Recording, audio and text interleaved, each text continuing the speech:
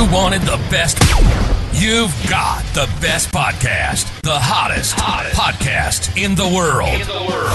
The Chris Voss Show, the preeminent podcast with guests so smart you may experience serious brain bleed. The CEOs, authors, thought leaders, visionaries, and motivators. Get ready. Strap yourself in. Keep your hands, arms, and legs inside the vehicle at all times, because you're about to go on a monster education roller coaster with your brain. Now, here's your host, Chris Voss. Hi, folks. This is Voss here from thechrisvossshow.com, thechrisvossshow.com. Welcome to the big show, my family and friends. We certainly appreciate you guys being here. As always, without you, what would we have to do all day long? We just, I don't know, we just do gardening or something. I don't know. We just sit around and look at plants as things, which, it's not a bad thing, but you don't want to do it all the time. You actually want to have a job, eh? So thank you for tuning in the show. I really appreciate you guys. Hey, 14 years and 1,400 episodes. What more do you want from us, people? We're putting 2 to 3 podcasts out a day, or weekday, that is. So if you're not tuning into the amazing content, authors, brilliant minds that we have on the show, and none of them are me, but the guests are here, then you need to do more of it, whatever it is you're doing. So there you go. Refer this to your family, friends, and relatives. Go to goodreads.com/Chris Voss, youtube.com/Chris Voss, linkedin.com/Chris Voss, the LinkedIn newsletter. And I think we're starting to get cool on TikTok. I'm not sure. We're starting to get cool, or maybe they're just pity likes. I don't know. Could be that too. We have an amazing author on the show. She's a brilliant mind who comes to us with her newest book that's coming out August 8th, 2023. Manisha Thakor is on the show with us today. She's the author of the newest book to come out, MoneyZen, The Secret to Finding Your Enough. She's on the show with us today, and she's got a hell of a resume. Let me tell you, she has worked in the financial services for over 30 years with an emphasis in women's economic empowerment and financial well-being. She's a nationally recognized thought leader in the space. She's been featured in a wide range of publications, including the Wall Street Journal, the New York Times, NPR, PBS, CNN, CNBC, Real Simple, and Women's Health. Prior to writing MoneyZen, she co-authored 2 personal finance books for women in their 20s and 30s.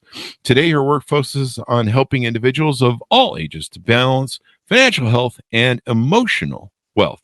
She earned her MBA from Harvard Business School, her BA from Wellesley College, and is Wellesley College. You can tell I flunked second grade, and is both a chartered financial analyst, CFA, and certified financial planner, a CFP. She splits her time between Portland, Oregon, and rural Maine. Boy, that's just beautiful beach vistas on both those continents. Both those continents? Which continents are those? Sides of the continent. It feels like continents when you fly back and forth between them. I've heard that about Portland. Anyway, her website, we'll get to her website here in a second. I'll let her throw that out. Welcome to the show. How are you, Manisha? I'm great. Thanks for having me on, Chris. There you go. Thanks for coming. Give us your .com so you can tell everybody where to go to find out more about you on the interwebs. It is MoneyZen.com, and please come visit. There you go. And so what motivated you on to write this book? I realized on the cusp of turning 50 that I had spent virtually my entire life on a 24/7 hamster wheel of hustle culture.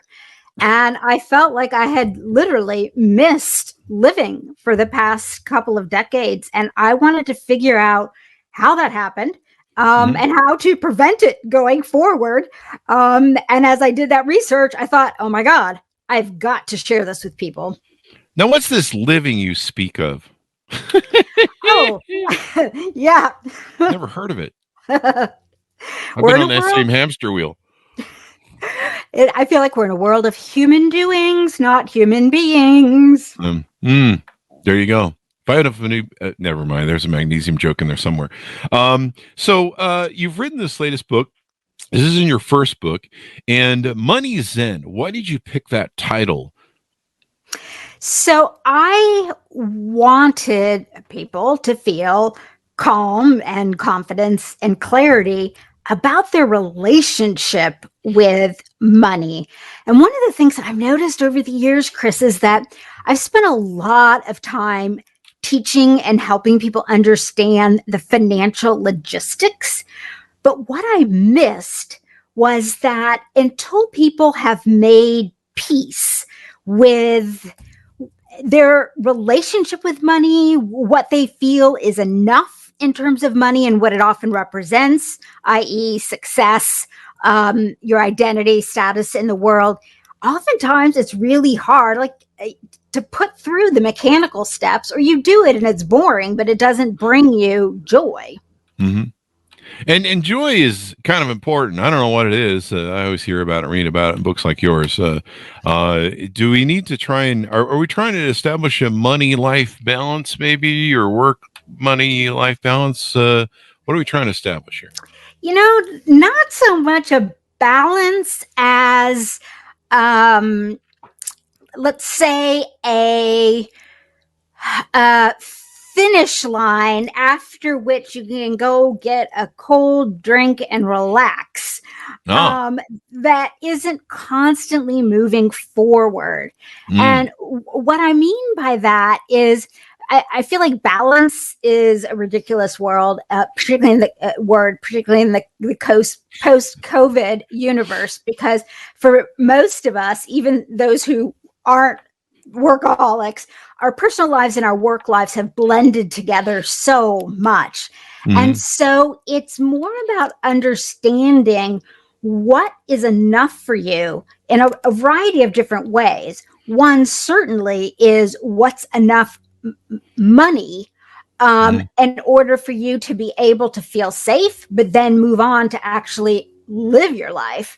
But another is around what is enough effort to be putting in work. What are enough promotions? What are enough accolades? And those may change over times.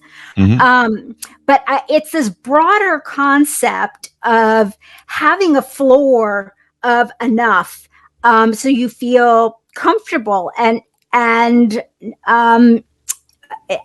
again, I use that analogy of the finish line, one that is not constantly moving forward. And I can say more about more if you'd like to talk about that. Please do. Let's get into it. All right. So one of the things that my research indicated is that we have literally, as a society, basically come to believe that the answer to almost anything that ails us is more. You're not satisfied with the things you are able to buy. Well, you need to earn more money. You don't feel good about yourself. Well, then you need to achieve another promotion or get a bigger title. You are bored. Go shopping, get more stuff. And so we're so focused on more and collecting, and I don't just mean tangible items, that we have, it's like we're hoarders and we can't peel away and see what is at the essence of what would actually make us happy in living our life. There you go. We're hoarders. I sometimes I refer to us as consumer locusts. I like that. Yeah. We're just like consuming everything. And there was a point where when I got very successful, I started going and I was buying stuff for the house, the new house, and all that kind of crap. And I got in like this addiction cycle or some sort of emotional cycle where I felt like I needed to go to the mall and buy stuff every weekend, or else I felt really insecure about it. And I was like, but I got to go buy stuff and I got to fill the house. And when you buy a house and you're like, now you got to put shit in it. It's kind of like that old line. It's kind of like that old bit from George Carlin about how once you get shit, you need more shit to put your shit in. And then you got to buy shit to store your shit, which is more shit. You know what I mean? And I certainly do. A whole bit. And then, and then when you travel, you got to take your shit with you. So, it's a whole Carlin bit.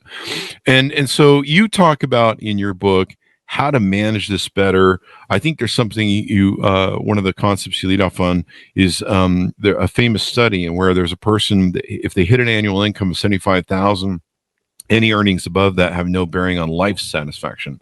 What's that about? Yeah. So, that study has been cited for the last 15 years. And Usually people roll their eyes at that, especially if they live on the East or West Coast where the cost of living is through the roof. Yeah. But just generally speaking, a lot of people think like, well, are you kidding? That's not enough.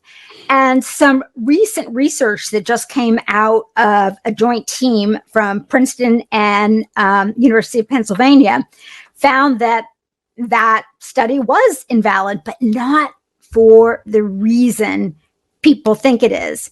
It's because if you lack well-being, emotional well-being, or feeling emotionally wealthy, you've got that foundation in your life, more money above that threshold does not increase your life satisfaction.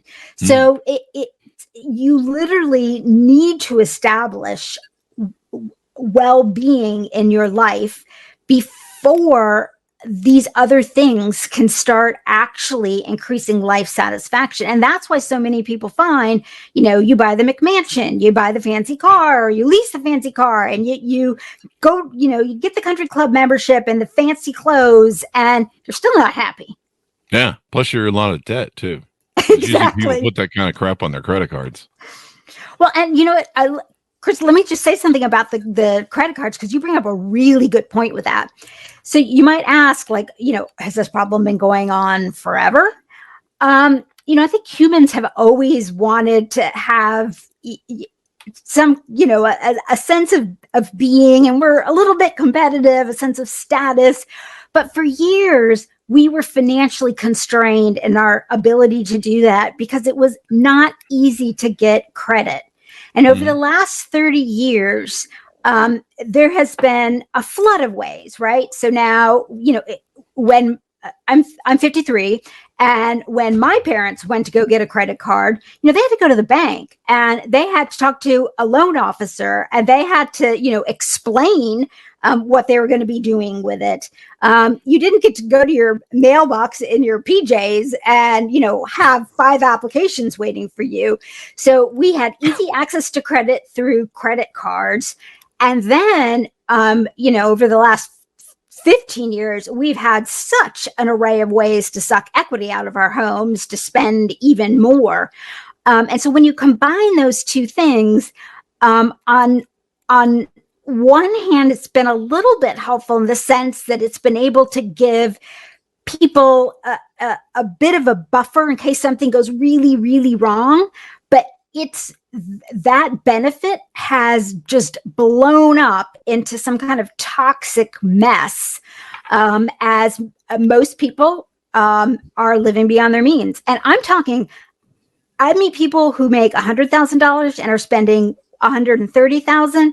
I meet people who make $1 million, but they're spending $1,300,000. They're in the same hole. They're in debt. Yeah. And, it's interesting to me. You make a good point. Everyone always kind of puts off happiness. They're like, well, I'll be happy when I make $1 million. I'll be happy when I make $2 million. I'll be happy when I make $3 million. I'll be happy when I get the job promotion. I'll be happy when I get the new job. I'll be happy when I, achieve, pick your achievement in life, whatever that next level is for you. And, people put off that happiness, don't they? They do. And what I wanted to understand was, what are the factors that lead us to do this? And what I realized is that there are 3 core elements. One is personal small t traumas that happen before typically the age of 25. Oh, really? The second is social and cultural influences. And then the third are evolutionary biological influences.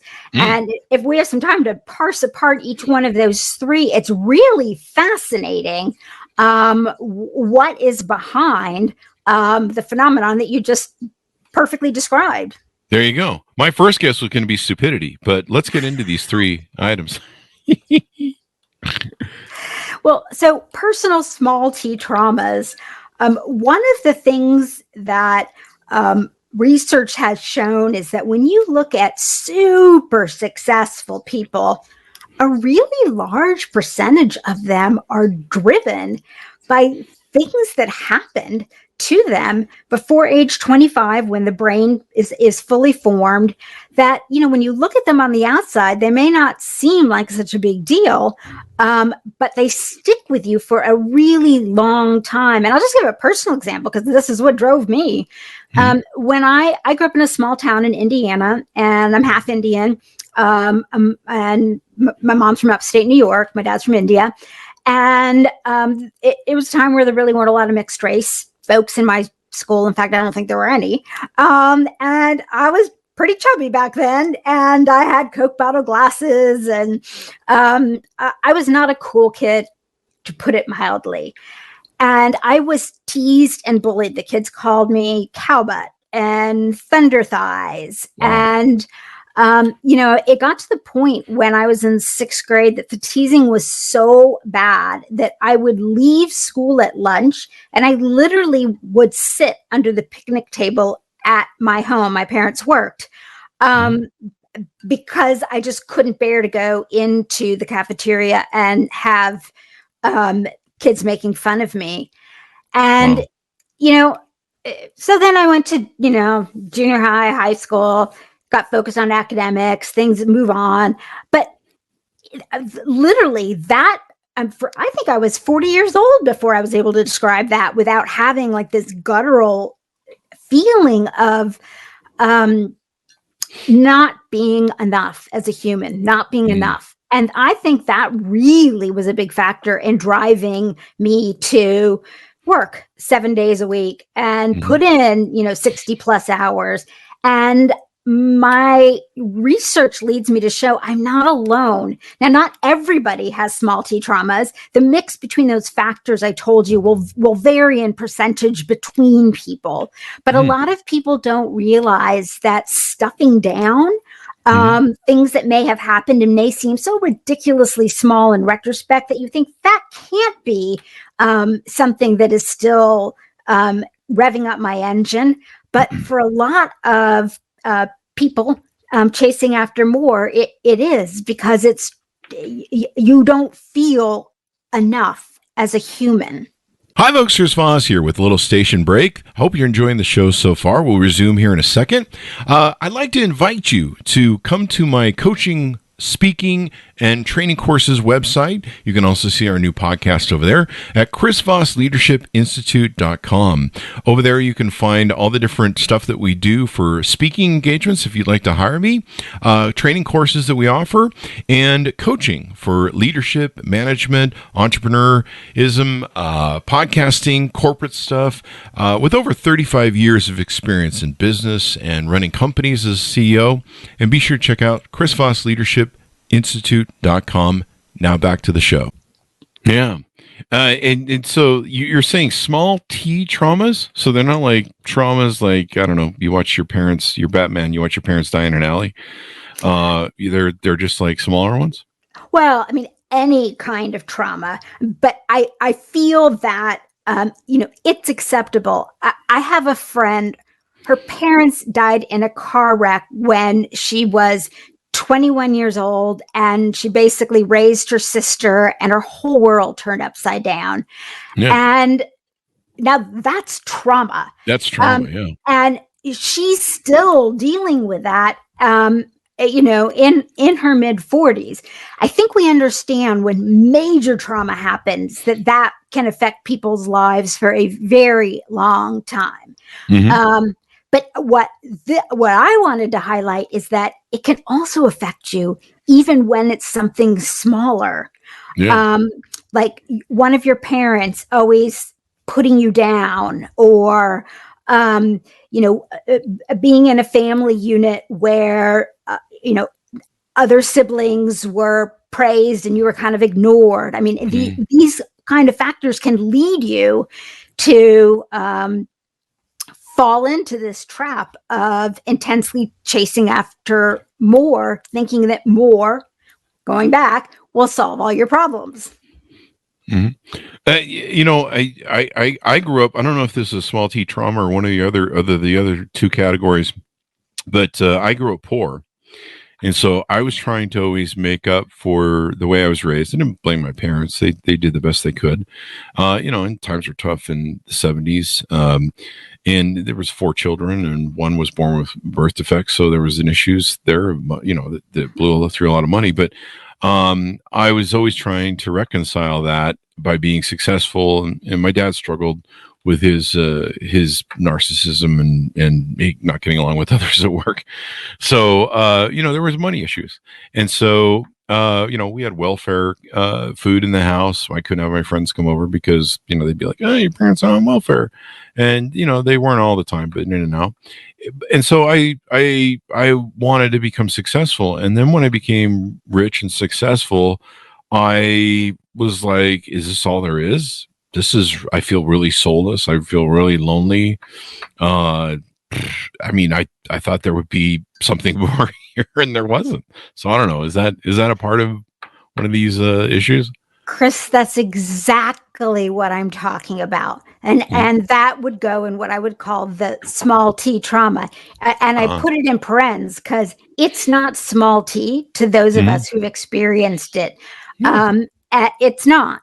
But it's dramatically underestimated in the longevity of its pain and how hard it can drive you to be successful.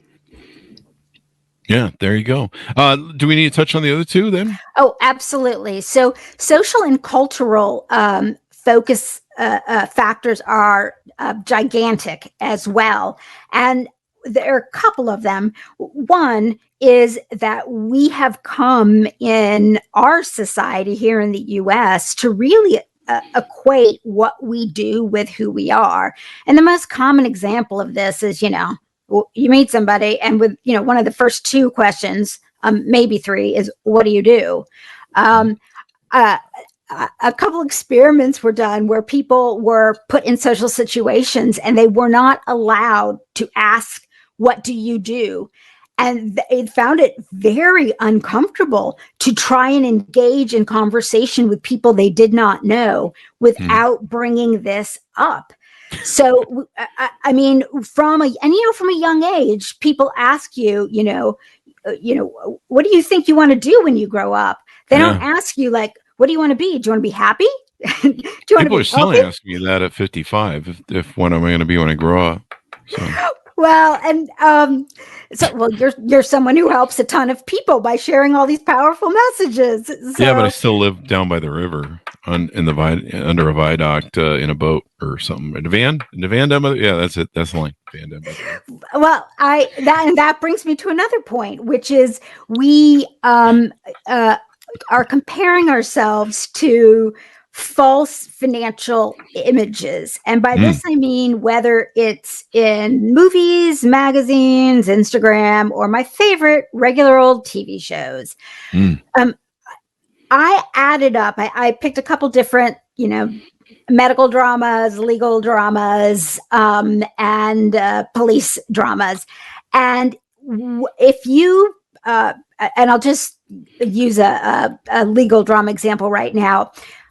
There's a show, some people may know about it because of Meghan Markle. It's called Suits. And when it was on air, there was a group of paralegals. And when you looked at them, and mind you, this show is supposed to take place in, a major city like New York. Their hair was picture perfect, like no frizz. I'm sorry, New York has humid. No woman has no frizz unless she's had a blowout that morning. Their clothes were exquisite, clearly tailored, and you could tell the fabric was unbelievable. And then the images of them going out for the $15 cocktails with friends after drinks, and then going back to their apartments. Well, I've lived in New York, and let me tell you, when I was in my 20s in New York and early 30s, no one lived in apartments like that. And I was making good money working in finance.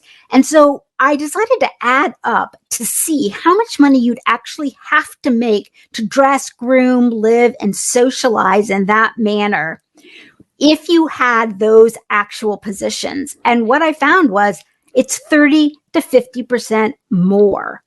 So we're comparing ourselves constantly to these images that are not financially realistic. And so that's another thing that is driving us for this more, because we're trying to keep up. And then we get in debt trying to keep up. And then we really do need to earn more. There you go. So, a lot of our media does this to us. They kind of paint this, the word escaped me just now, but this whole sort of menagerie of stuff, even like, we had one of the husbands on the show, the housewives of like Beverly Hills and these housewife shows.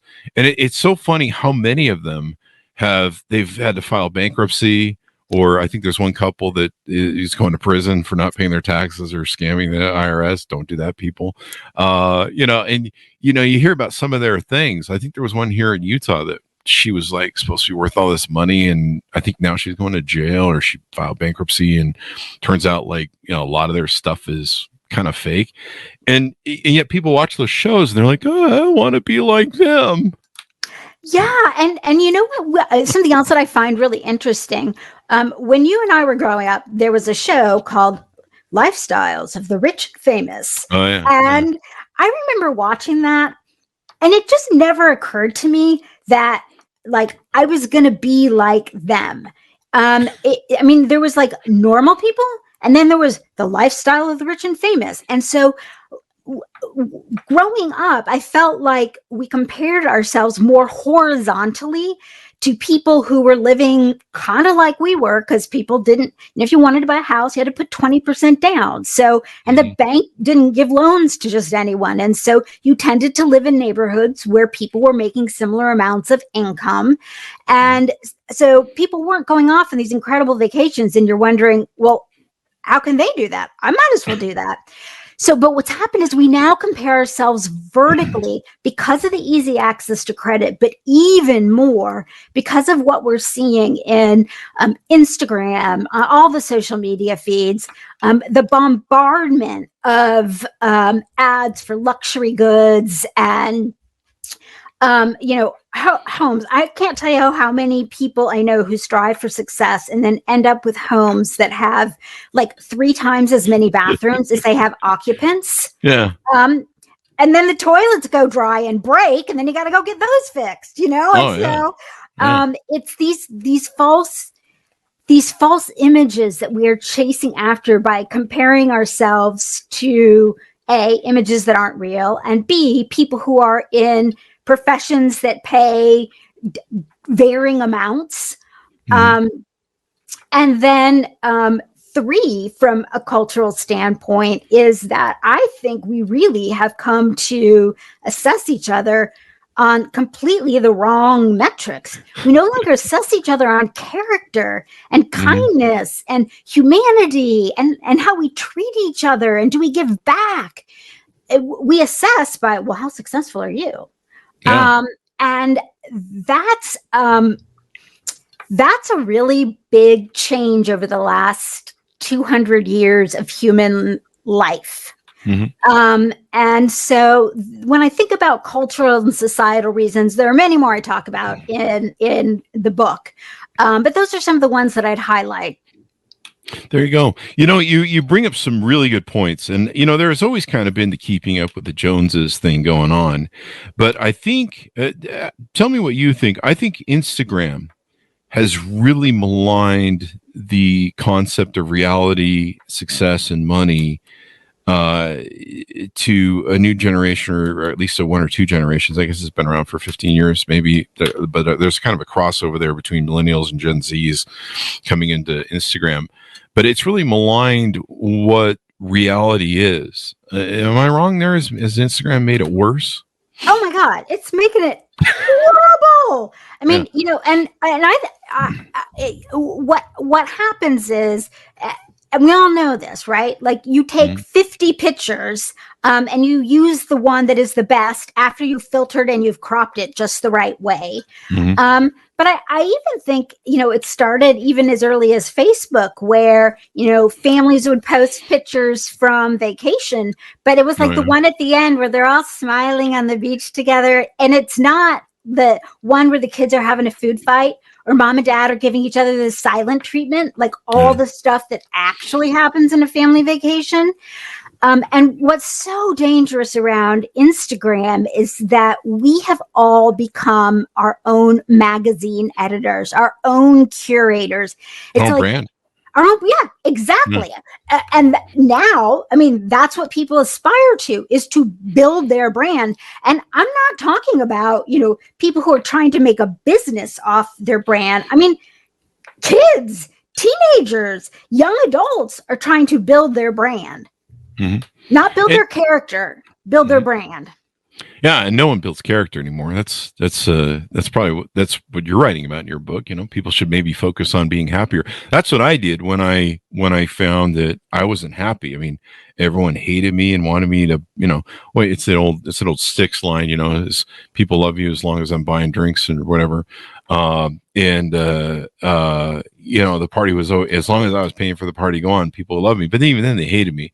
And you're just like, I can't buy anyone's love. I can't buy anyone to like me. In fact, it seems like the more money I have, the more things I do, people, I would go on dates and girls are like, when do you have to have this big house? Why do you have to have a BMW and, one in Vegas? And you're just like, I don't know. I grew up poor. So I just do this to try and make up for some sort of hole. I don't really care about impressing other people. I think I did care about impressing other people. I think I did. And then one day I saw Fight Club and I broke.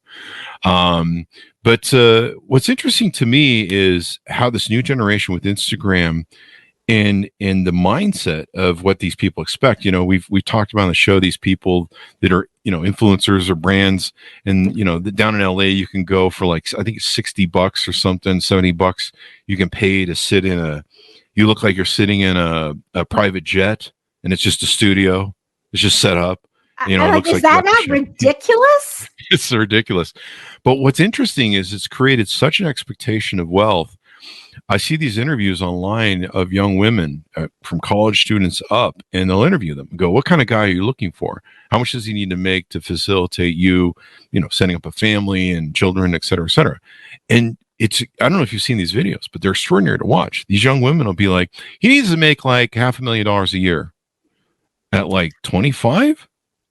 And their stats you can look on the internet, and there's these things called I don't know if you've heard of them. It's called the 3 6s now.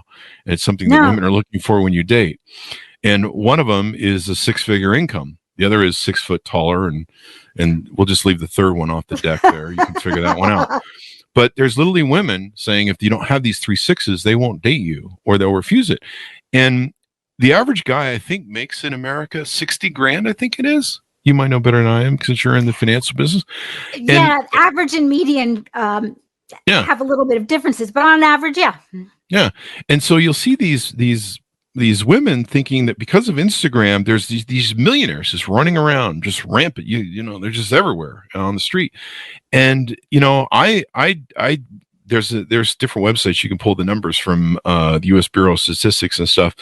But I'm like, if you go to 100,000 plus. You go to 6 foot tall and plus, and some of the other aspects. Well, that's not measured by the government. But if you just use the two main metrics of the 3 6s, I'm literally in the 0.005 percentile of available men being single that you can get. So the chances of finding people like me is 0.005%, which. I don't know how that's going to work out for all these people. And it's not just young women. I was talking to a woman in her early 60s who was widowed. And, she was saying what she happened to have been reading a lot of historical romance, and then she'd gotten into more modern day romance, and she was saying, you know what, Manisha, like, I'm reading these books, and like, these are my heroes, and they're 6'4", they're wealthy, they're handsome, they've got the 6-pack abs, and she's basically like, me, right? And she says, I look around, I've never seen one of those men in real life. Oh, they've actually have graphs that you can see of what women have put into their dating apps and what their cutoffs are, what their preferences are. And it literally, until you hit about, I think it's 5'11", you literally can't get seen on a dating app unless you're 5'11" or taller. I'm 6'2", almost 3. And it goes up, which is it's even extraordinary. It actually hits its highest peak about 6.6, 6.7. And you're like, how many 6.7 size men are running around this place? But anyway, it's and I'm not picking on women. I'm not, but I think both men and women have this delusion from Instagram. But it's just some good examples there of. And that's an intersection of small t trauma and social and cultural. So, for example, I mean, if you take a look, there's a stereotype because it's real. So I guess it's not a stereotype of like the short, crazy, successful man, and he's got the quote Napoleonic complex, right? Making up for some. Yeah, and then you see these really, these really tall guys, oftentimes, and they walk in a room, and people immediately assume power, success, and that's so me when I walk in. Yeah, again, we have all of these different factors that come into play. But in defense of women, I have to tell you that I have been noticing increasing number of women. Successful women telling me that they have found men who are looking for sugar mamas the second go around. They've got alimony, and in the divorce they lost half their assets, and now what they want is a partner in a consulting firm, and they want the woman to be making that that 6-figure income. So it really does go in a variety of directions. I was talking about, there's kind of some interesting things if you study what's going on with men in college and women in college. Like, I think there's fewer men going to college than women now. And I know women, when women set up and they're hypergamous, women date up, men date down. That's typically how we work. I learned this lesson in high school when I wanted to date all the girls who were in my, junior, senior software, whatever that whole thing with freshman class. But they're like, no, and we're dating senior Bob or, whatever. And cause, Bob's got a car and he's got stuff going on. Women have always dated up, and that helps the species. It's a feature, not a bug. And, the propagation of the species. And but now, with women, with less men going to college than women, that means there's a smaller pool of men for them. And like you mentioned, there's a lot of women today that are out earning men because they're going to college and stuff. In fact, there's a projection from, I think it's Goldman Sachs or one of the other big venture capitalist firms, that say by 2030 45% of childbearing age family, creating age will be single and alone with no prospects on the thing by 2030 in either London or Britain or the EU. That's already now 50%. In fact, I think it's 55, where there are women above 30 who have no children and no husbands, and they're past technically what should be the prime cutoff, about 30, for having children, at least safely and healthy wise. I mean, you can still have a healthy child, but you're just gambling with stuff. But and so it's kind of interesting, that dynamic. I was talking about one of my friends. She's got I guess she's got money. I don't know, but I think she's successful, probably from either a divorce or maybe she inherited it. But she was talking to me about this, and we were joking about masculine frame and my dating and stuff. And she goes, "Yeah, there's these sugar guys now that they want a sugar mama," and I'm like, "Really? That's crazy." Well, and you mentioned a word that I thought was really that triggered a thought in my mind when you were talking about kind of there are certain biological destiny elements such as height and so forth. But if we move on to that third factor of the book, that really got me thinking about what drives people to have a never enough mindset. Something interesting has happened. If you threw either one of us 250 years ago into the woods, likely we would be able to figure out how to survive on our own for a couple days. And certainly we would, if we had a tribe of people with us, we'd absolutely be able to make it work off the land. But today, how many of us can do that? So money has become the literal item that brings us safety. So our amygdalas in our head that want to keep us safe no longer are thinking, wow, I've got to learn these skills. Our amygdala is thinking, I got to have money. And that's, it's understandable, right? You can't buy groceries. You can't get a roof over your head. And so the other thing that's interesting going back is back when we lived off the land, people lived in seasons of feast and famine. And so when you had feast, you ate as much as you could during those seasons because there would also be sparse seasons. But the problem is today we live in plenty. And so we are constantly feasting. We're constant, like our brain is hardwired when we see plenty to want to grab as much. And now we are. There you go. My friend refers to it in dieting because I lost a lot of weight with this concept. But we eat for a winter that never comes because, like you mentioned earlier, we would eat a lot during the summer because we could harvest and find stuff to kill and eat and stuff. But then when winter comes, you can't harvest very well and grow wheat or whatever, and you can't. It's harder to track down animals and stuff, and cavemen sort of speak. And so we would, we'd thin out over the winter. But now we live in 70 degrees all the time. Like you say, we have to do our hunting down at the grocery store there, eh?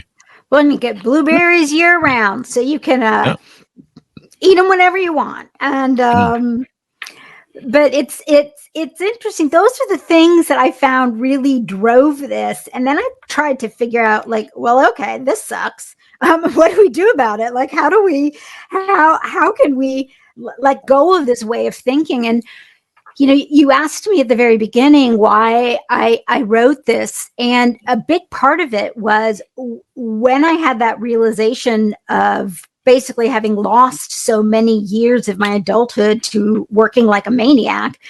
I also realized I had come to equate my self-worth with my net worth. I mean, that is, if that's not a recipe for just never feeling like you've arrived there, or hitting the number, you hit 1 million in net worth, then 5, then 10, and everyone else is thinking, holy cow, this person is successful. And you're like, no, that's not enough. I need to earn more.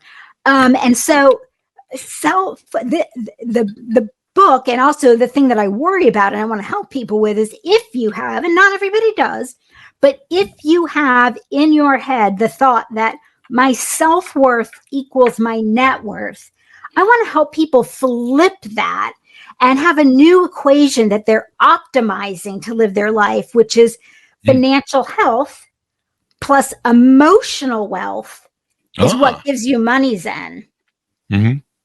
So you can have emotional well-being.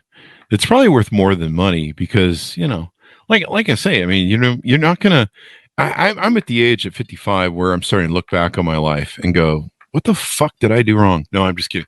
But I'm starting to look back on my life, and there are things that I remember, my dogs that passed through my life, people that may have passed through my life that aren't here anymore, experiences that I had that had some emotional value to them.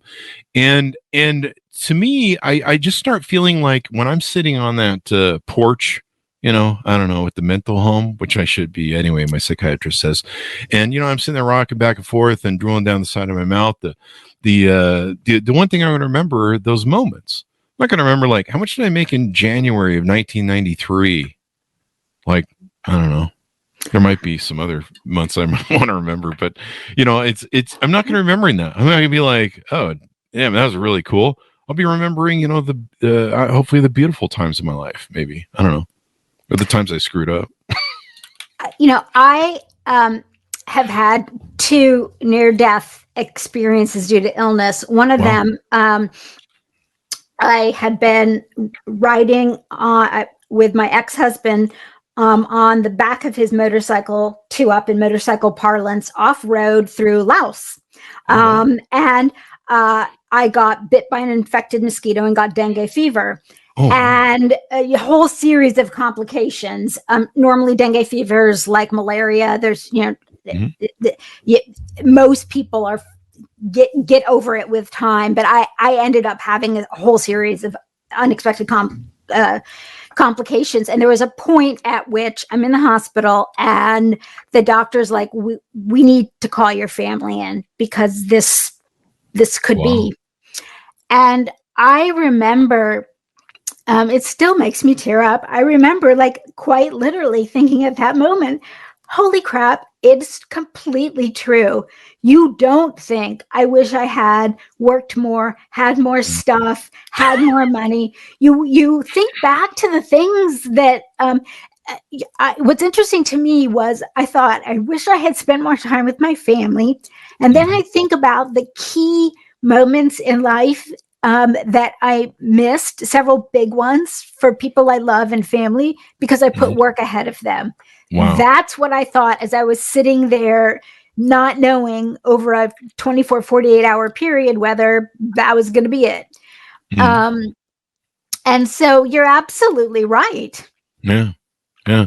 COVID kind of brought us kind of to that brink too.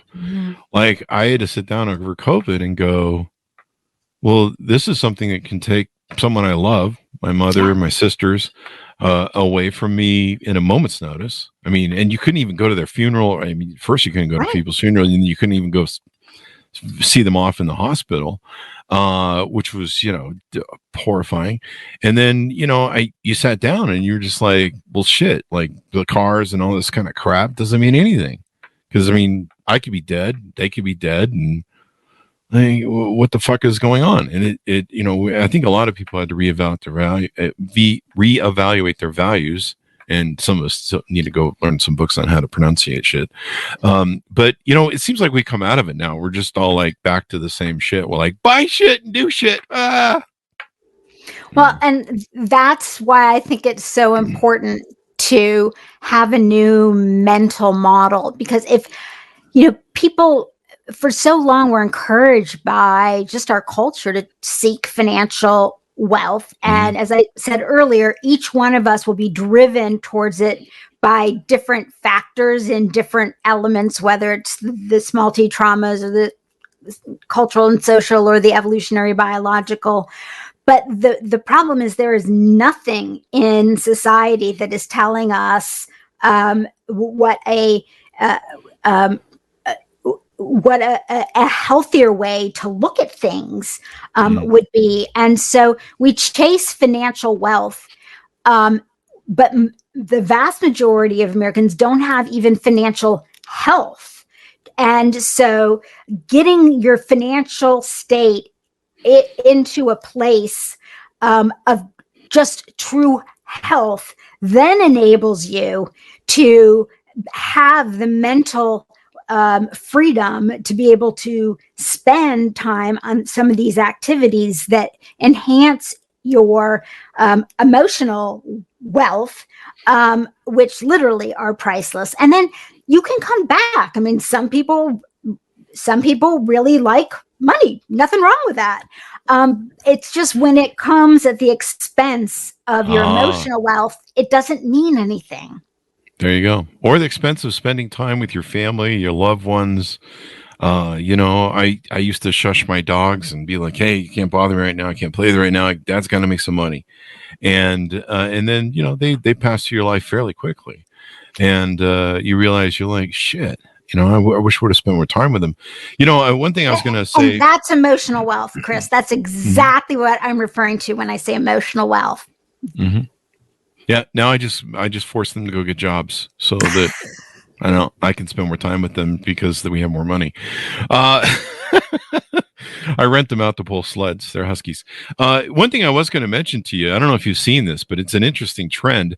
I have a big PayPal account. Of course, we do a lot of business with that. And then I noticed this on, I think it was Amazon. I was buying something one day and I was buying like a $400 water purifier thing. And it popped up. It's like, hey, what is it called? There's a couple of them now. I think one was called a Firm, I think. And then there's PayPal credit. And it's like, hey, do you want to buy this to your credit thing? I'm like, not really. But I was like, what are these things? I'm like, I've never seen like these little sort of weird, small, teeny micro loans sort of things. Micro loans. Right? And so I was like looking at them, and I guess I get the cookies now, right? So I started noticing that I was getting these vacation things from VRBO, I think it is. They're the competitors to the other Airbnb. place. Yeah. And they're like, hey, do you want to put that Thailand vacation, or, pick your vacation wherever in the world. You want to put that on your credit thing? You want to take a small credit loan to do your vacation? And I'm like, wait, vacation used to be in the old days when you and I grew up, I think, where, that was, mom and dad saved up all year long, and, then they got some money to blow at Disneyland, right? Exactly. People are going to take out loans. They got to make payments on to go on vacation. Well, and I bet, people in their 20s, 30s, 40s listening to this probably haven't heard about layaway. But, when our parents were growing up and you didn't have money for something and you wanted a particular item to buy as a gift for yourself or a holiday gift for someone in your family, and you didn't have money for it, you put it on layaway. You did not get it. And, you made small payments until you'd paid it off, but you didn't get it until you paid it off. There you go. I think I have a wife that's I have on layaway right now. I'm making payments to, and then once I get it paid off, then I can marry her or something. I don't know. I'm just kidding. I don't know what that means. It seemed like a good joke at the time. So anything more you want to tease out? Anything more you want to tease out of the book before we go? Yeah, a lot of people will say, like, no, I'm fine. I don't have any of these problems, Manisha. And so I want to encourage people. I've created a quiz, and you can find it at MoneyZenquiz.com. And it's a series of 7 simple questions. But I think a lot of people will be surprised where they fall on the spectrum between financial health and emotional wealth. And again, it's moneyzenquiz.com. And it's fascinating. So if you think what we've just been talking about does not relate to you, check it out. And if you think it does relate to you, check it out, because you can see how far down the spectrum you are, and what are some of the steps that you can start taking. There you go. I learned that the hard way. I went from being poor to having money and buying everything I possibly could. And I set up my home as a giant sort of arcade, being a single guy, and I bought all the stuff that I kind of wanted. And I was the most unhappy I've ever been in my life. and it's that famous line from, what was it? Fight Club, the things you own end up owning you. Yes. Yeah, yes. Fuck Martha Stewart. It's a line from Fight Club.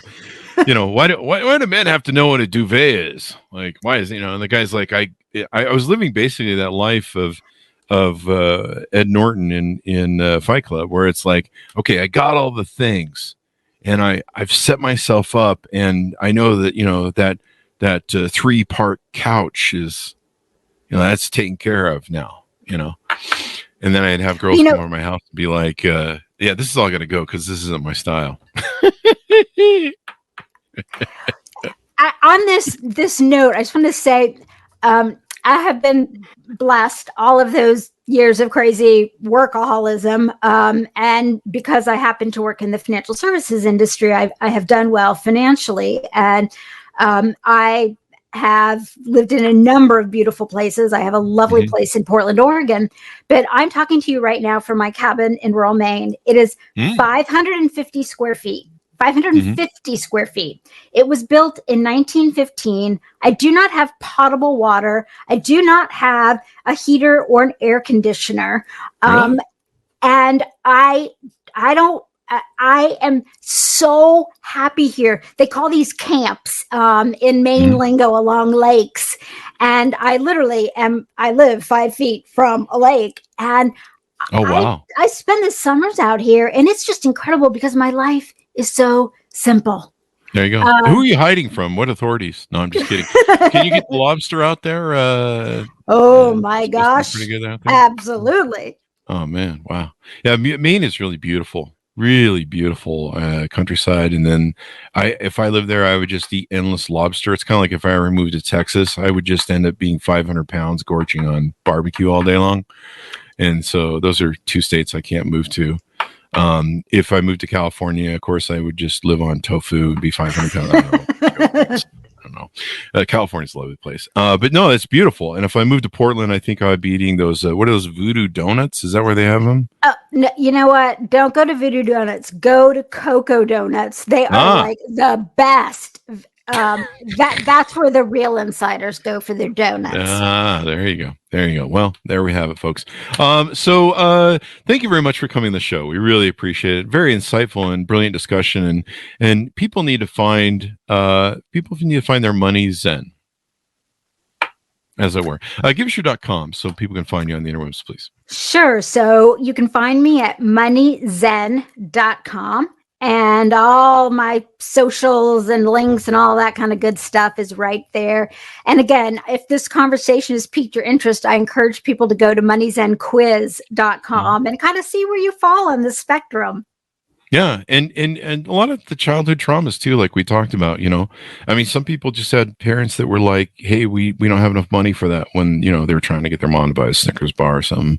Might have been me at the thing, we don't have enough money. And she would give you that excuse. She had the money. She was just holding out on you because she didn't love you. We all know that. But but no, I mean, people took that and that paradigm and incorporated in life. Well, we never have enough money for what we want. And, there's all sorts of things that go into people's mental money hangups, I guess, as it were. So there you go. Folks, order up the book wherever fine books are sold. Stay away as alleyway bookstores because you might get you need a tetanus shot there, eh? It's dangerous in those subway ones. MoneyZen, the secret to finding your quote unquote enough.